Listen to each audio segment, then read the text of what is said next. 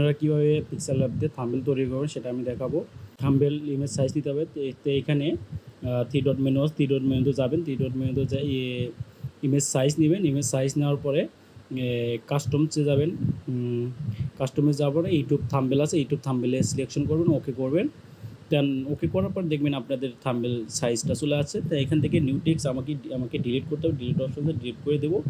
তো আমি এখন কী করব, কালার্সও চেঞ্জ করব। তো সেক্ষেত্রে আমাকে কী করতে হবে, আমাকে এখানে যেতে হবে। এখানে যাওয়ার পরে আমি এখান থেকে যে কোনো একটা কালার চুজ করে নিলাম। আমি যেহেতু একটা লাল রাখলাম, প্লাস আইকন আছে, প্লাস আইকনে যাব। আইকনে যাওয়ার পরে ফর্ম গ্যালারিতে যাব। ফর্ম গ্যালারিতে যাওয়ার পরে আমি কিছু সেভ করছি, সেক্ষেত্রে আমি এখান থেকে আমার মতো একটা চয়েস নেব। তো আমি এটা করলাম, এটা সিলেকশন করবো।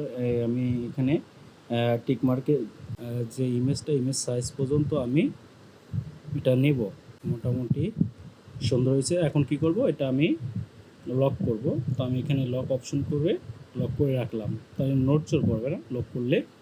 তো লক করার পরে আমি এখন কি করব, পিএনজি অ্যাড করব। তো আবার প্লাস আইকনে যাব। প্লাস আইকনে যাওয়ার পরে ফর্ম গ্যালারিতে যাব। ফর্ম গ্যালারিতে যাওয়ার পরে অ্যাকচুয়ালি আমি কিছু ব্যানার সিলেকশন করছি, সেগুলো অ্যাড করব। তো আমি এটা সিলেকশন করব, ওকে করলাম। তো এটা আসলে অ্যাকচুয়ালি আমি এডিট করব, কীভাবে করে আপনারা দেখতে থাকুন।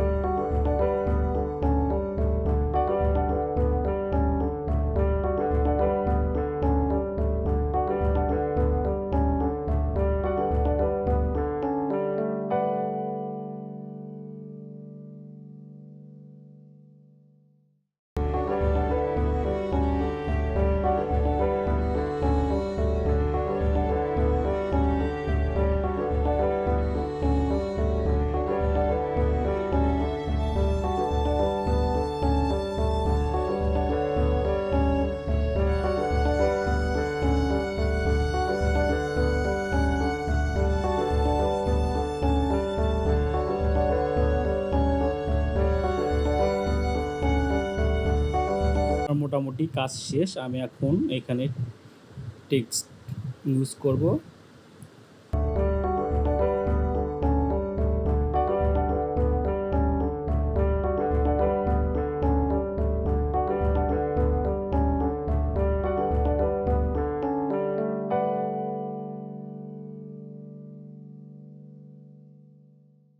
যাব ফন্টে যাওয়ার পরে সিলেকশন করলাম ফন্ট।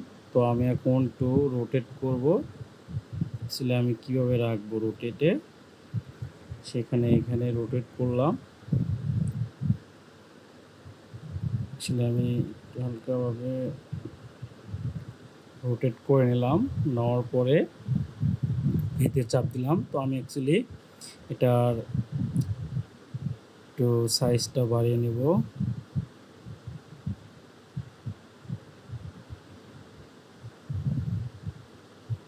সাইজে যাবেন,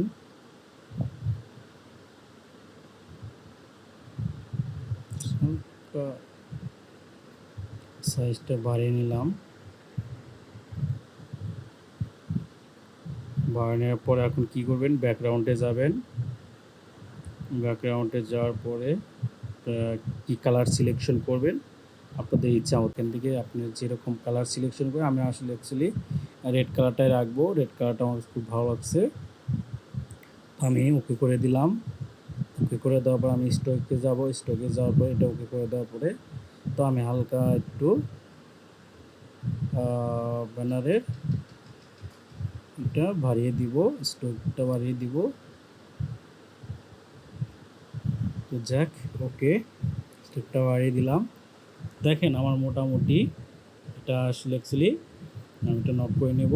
দেখেন আমার কিন্তু টোটালি ইউটিউব থাম্বনেল মেক হয়ে গেছে।